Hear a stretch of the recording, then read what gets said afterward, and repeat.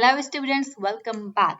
Today, the topic of our discussion is biography, its abuses and uses, and the need of sympathy in literature. But first, we should know that what is biography itself. Biography in literature recount the life story of an individual written by an author who is not the subject of the book. It typically includes detail about their personal background, significant events, accomplishments, and impact on society. So this provides us an in-depth and factual account and insight into a person's life. Fine students, I hope the biography is clear to you guys now. There is no doubt that judicious use of good biography can certainly be useful in the study of literature. The study of author's biography helps us to understand the work of that author in a better way, students, and it makes us familiar with his life, social circumstances, and his struggles, his problems, his relation to the world, and the influence that shape him. And students, this makes us aware of the gradual intellectual growth of the author. Here comes the twofold suggestion while using a biography. Number one is it is good biography which alone can be service to us. And secondly, this must be used judiciously and kept in its proper place. There are a number of biographies which pass under the name of literary biographies, students, but they have nothing literary in them. And there are mere trivial gossips about the private life of famous men or women with which students of literature has no concern at all. Many biographies talk of the house of great writers, the furniture of their house, and their dresses, to which a student of literature has no regard, because these are the things which are related to the author's personal life. Here comes the abuse of biography. Hudson says that we must not mistake our interest in the external fact of literary biography, and which are generally idle and often vulgar interest. Okay, let me make it simpler for you guys. Hudson is saying that while reading literary biography, we must not deal with the external information that has nothing to do with literary values of the writer's work, students, and we must focus on those facts which have connection with the work of writer. The literary work cannot be understood without the use of biography.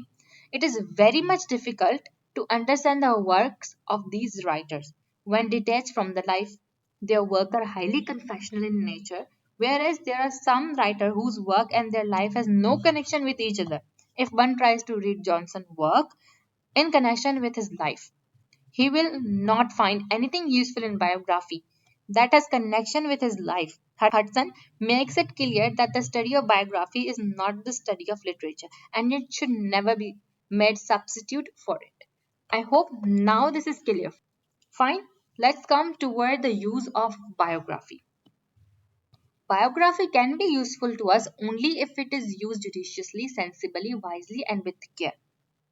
Fine students, and an introduction to the study of English literature, Hudson gives us a good example of biography. He says that Kyrle's own admirable essays, it will be found that a line is commonly drawn between the important, intrinsic, and fundamental aspects of experience and character and those which are merely trivial, superficial, and accidental. Of course, it will often be difficult in any given instance to say exactly up to what point the personal material will be useful to us and where it will cease to be so.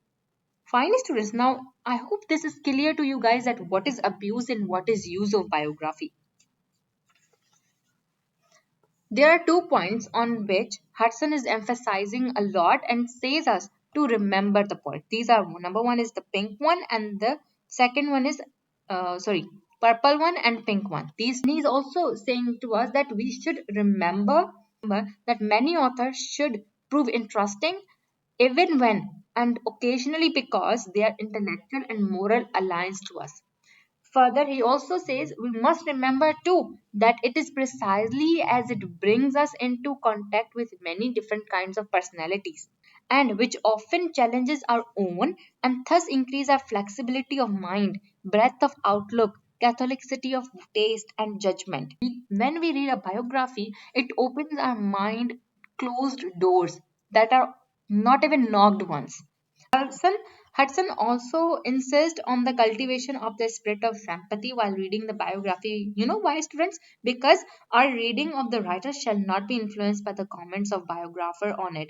No one has right to impose his own judgment upon us, and honest likes and dislikes are never be disregarded. We should decide what we have correlated from biography with his works.